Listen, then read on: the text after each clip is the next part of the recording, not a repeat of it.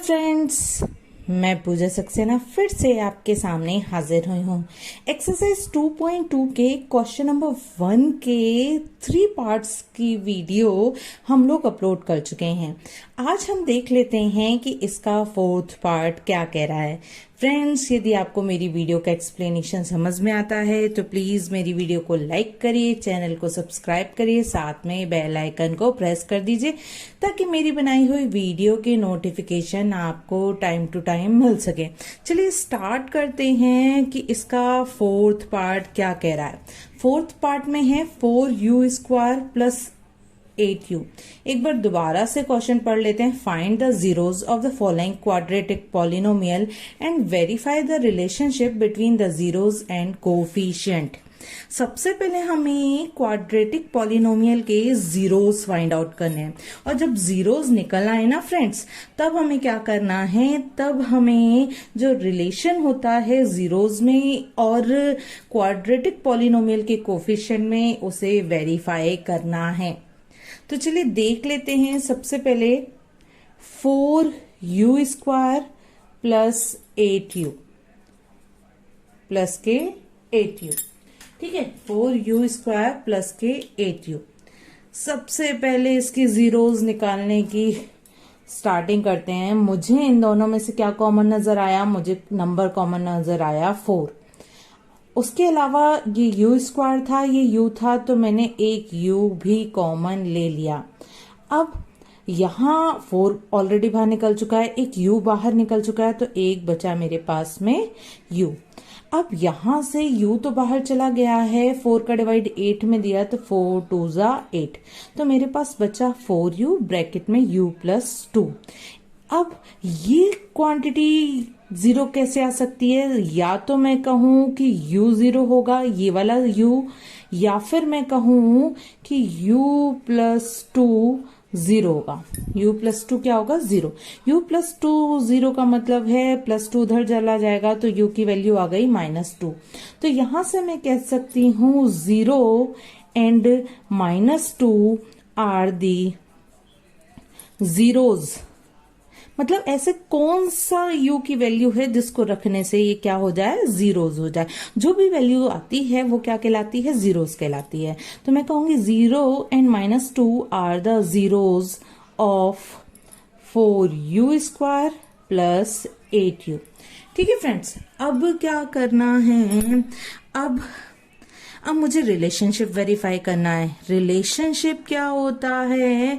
Relationship होता है, एक रिलेशन तो होता है फ्रेंड्स हमारा sum of zeros. Sum of zeros होता है हमारा, मैं कहूं, मैंने आपको बताया था माइनस के b/a। माइनस की b/a कह लीजिए, या कह लीजिए माइनस के कोफिशिएंट ऑफ u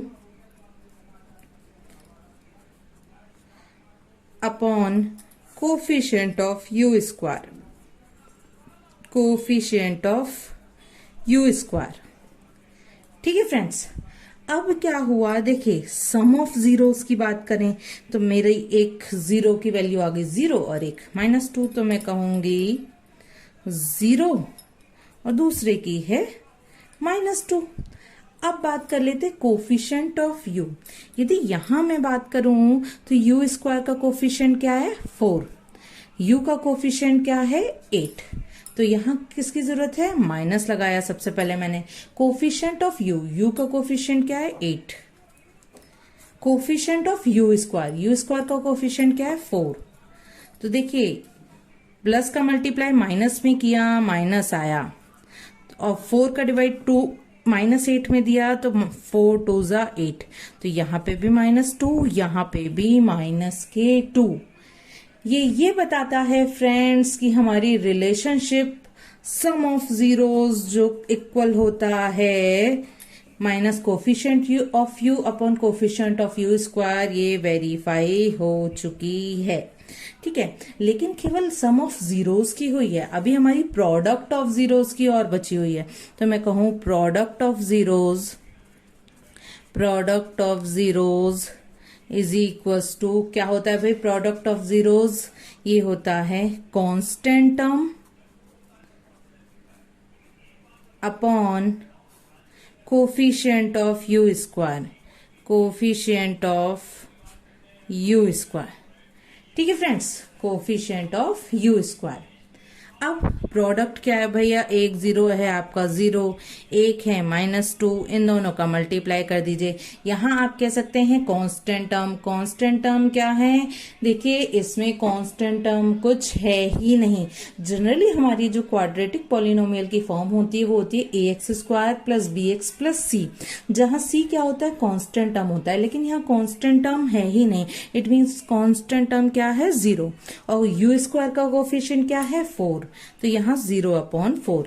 देखिए 0 का मल्टीप्लाई 2 में दूंगी तो 0 ही आया, और 0 डिवाइडेड बाय 4 भी 0 ही आया। तो मैं कह सकती हूँ कि ये जो दोनों रिलेशनशिप थी, ये वाली और ये वाली, ये इस क्वेश्चन के लिए वेरीफाई हो चुकी हैं। चलिए फ्रेंड्स, उम्मीद करती हूँ इस वीडियो का तो नहीं कहूंगी, इस क्वेश्चन का एक्सप्लेनेशन आपको समझ में आया होगा। चलिए देख लेते हैं इसका फिफ्थ पार्ट क्या कह रहा है। फिफ्थ पार्ट में है t² माइनस के 15, t² माइनस 15। सबसे पहला काम है कि इसके क्या किए जाएं, जीरोज निकाले जाएं।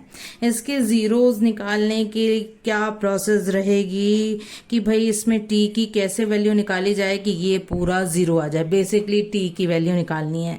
तो देखिए t की वैल्यू निकालने के लिए मैंने क्या काम किया, मैंने सबसे पहले इसे लिखा t², 15 को मैंने लिखा √15 का स्क्वायर। क्यों, क्योंकि √15 का स्क्वायर का मतलब √15 इंटू √15, जो कि होता है मेरा 15। तो मैंने कुछ इस फॉर्म में लिख लिया।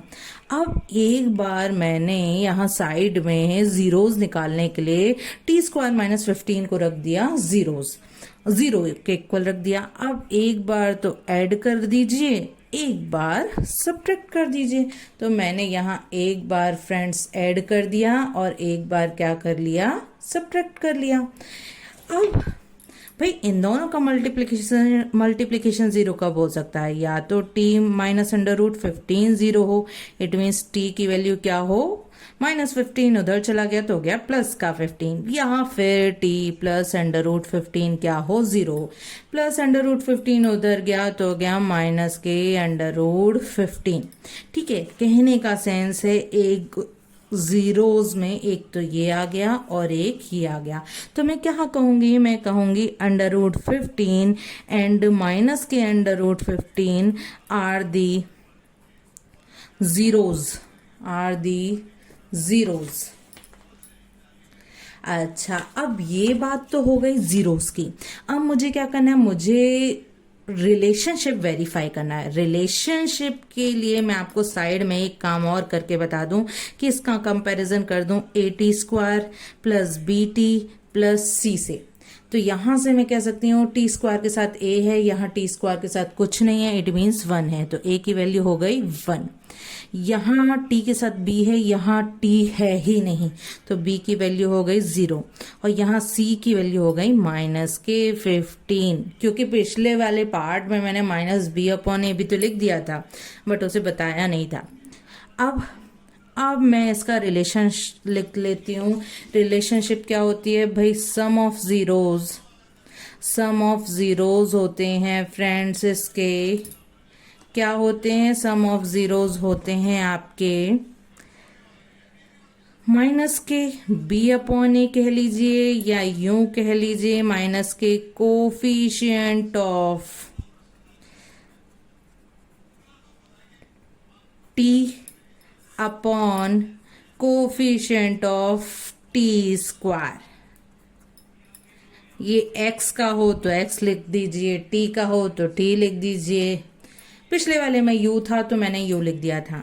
अब बात कर लेते हैं सम ऑफ जीरोस की, यानी √15 प्लस माइनस के 15, ये माइनस है फ्रेंड्स, माइनस के 15।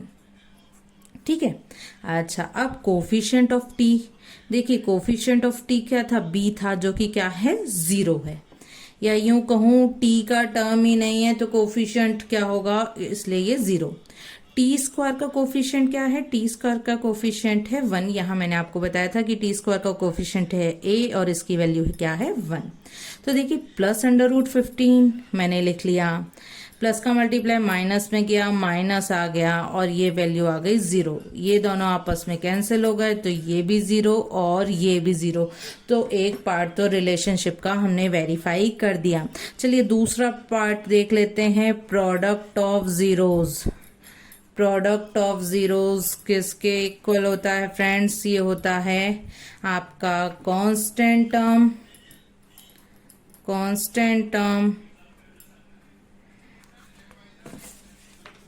अपॉन, जरा इसको और क्लियर कर लेते, constant term upon coefficient of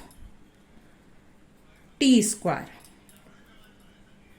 या यूं कह लीजिए भैया कि ये इक्वल होता है c अपॉन ए के।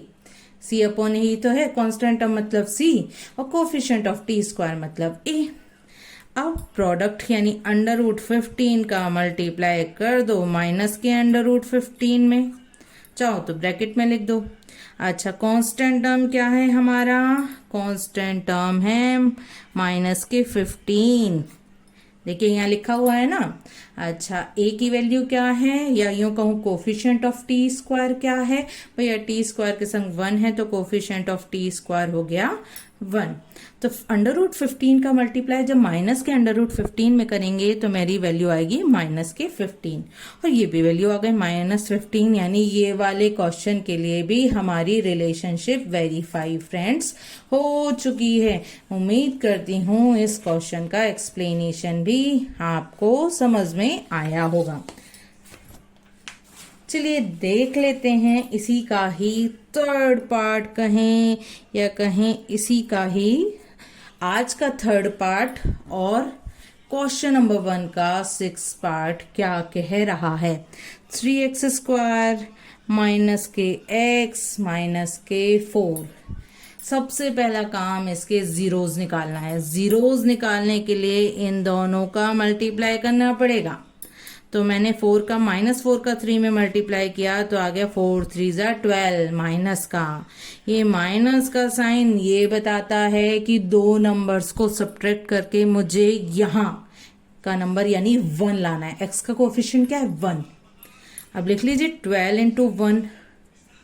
क्या 12 में से 1 सब्ट्रैक्ट करेंगे 1 आएगा? बिल्कुल नहीं आएगा। इसके लिए मैंने एक अलग से वीडियो बनाई हुई है फ्रेंड्स, उसे बिना टाइम वेस्ट करिए देखिएगा, पूरा डिटेल में समझ में आएगा। अब इसमें किस नंबर का डिवाइड जा सकता है? इसमें जा सकता है 2 का डिवाइड। 2 6 जा 12। किसका डिवाइड दिया मैंने? 2 का। तो मल्टीप्लाई भी मुझे इसमें 2 का ही करना पड़ेगा। 2 का मल्टीप्लाई कर लिया, अब भी रहा तो 12, लेकिन क्या 6 में से 2 सब्ट्रैक्ट करने पे 1 आएगा? बिल्कुल नहीं आएगा। अब इसमें फिर से मैंने 2 का डिवाइड दे दिया। 2 3 जा 6। किसका डिवाइड दिया? 2 का। तो इस वाले में मुझे 2 से मल्टीप्लाई करना पड़ेगा। तो मैंने कहा 2 2 जा 4। मल्टीप्लाई तो 12 ही रहा, लेकिन क्या 4 में से 3 सब्ट्रैक्ट करके 1 मिल जाएगा? बिल्कुल मिल जाएगा। तो काम हमारा यहीं से स्टार्ट हो गया। तो मैं कहूंगी 3x स्क्वायर, यहाँ माइनस था, इस x की जगह मैंने लिख लिया 4x माइनस के 3x। देखिए 4 और 3 तो था, माइनस के 4। अब यहाँ इसे ओपन कर लिया तो 3x स्क्वायर माइनस का मल्टीप्लाई इसमें करेंगे तो माइनस के 4x, माइनस का मल्टीप्लाई माइनस में करेंगे तो आ जाएगा प्लस के 3x माइनस के 4। अब इन दोनों में से मैंने खाली x कॉमन लिया क्योंकि नंबर तो कॉमन आ नहीं रहा था। तो यहाँ बचा 3x, यहाँ बचा माइनस का 4। अब इसके पास तो कुछ कॉमन ही नहीं है, बट कॉमन तो मुझे लेना है तो मैंने ले लिया +1 कॉमन। तो मेरा आ गया 3x माइनस के 4। अब इन दोनों के पास 3x माइनस 4 था तो मैंने 3x माइनस 4 कॉमन ले लिया। यहाँ बचा x, यहाँ बचा प्लस का 1। ठीक है फ्रेंड्स। अब जीरोज निकालने के लिए ये पूरा जीरो कब हो सकता है? जब या तो ये जीरो हो या ये जीरो हो। तो एक बार तो मैंने 3x माइनस 4 को जीरो रख लिया, तो -4 को उधर भेज दिया, तो इस तरीके से मेरी x की वैल्यू आ गई 4/3, क्योंकि 3 यहाँ मल्टीप्लाई में इधर आके डिवाइड में पहुंच गया।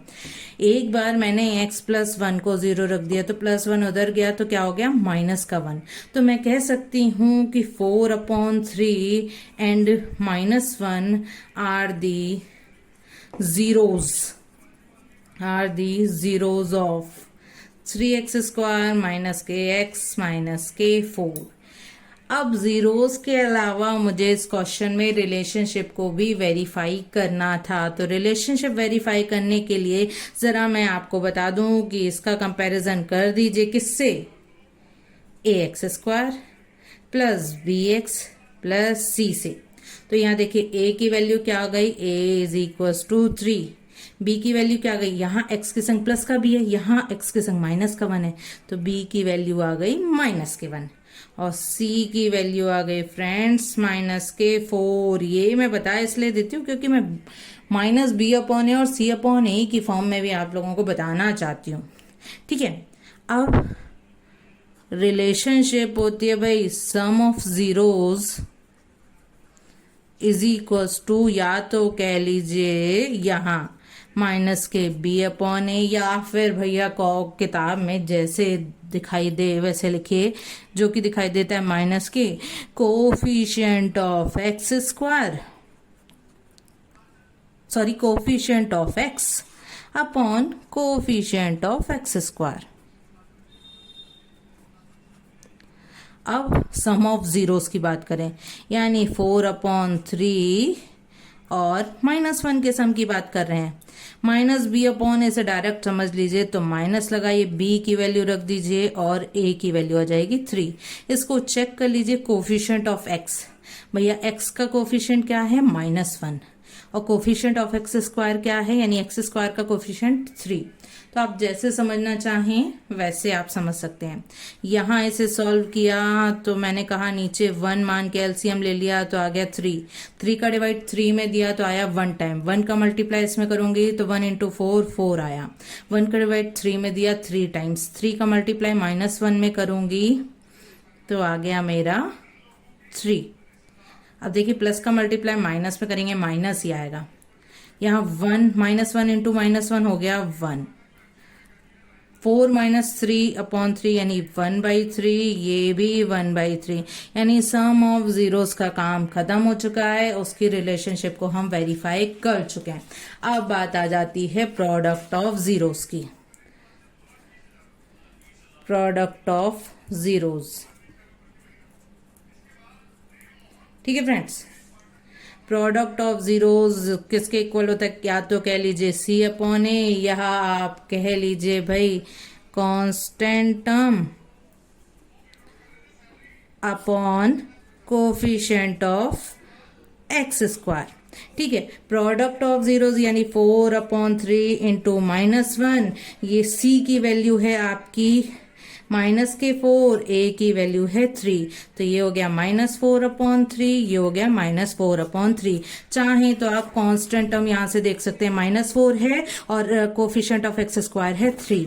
तो उम्मीद करती हूँ वेरीफाई हो गया है और आपको समझ में भी आ गया। यदि मेरी वीडियो का एक्सप्लेनेशन समझ में आया हो तो प्लीज वीडियो को लाइक करिए, चैनल को सब्सक्राइब करिए, साथ में बेल आइकन को भी प्रेस कर दीजिए ताकि मेरी बनाई हुई वीडियो की नोटिफिकेशन आपको टाइम टू टाइम मिल सके। Okay, bye bye friends.